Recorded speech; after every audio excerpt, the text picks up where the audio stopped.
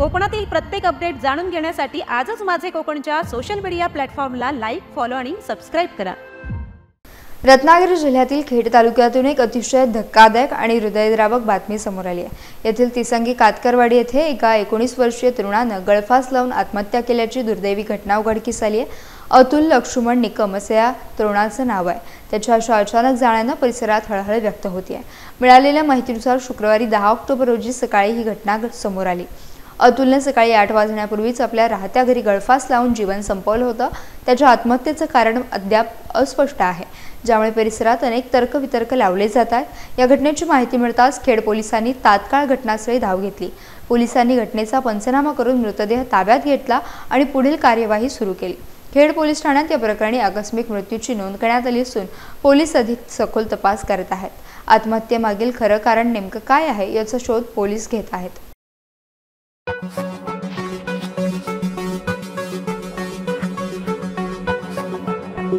Thank you.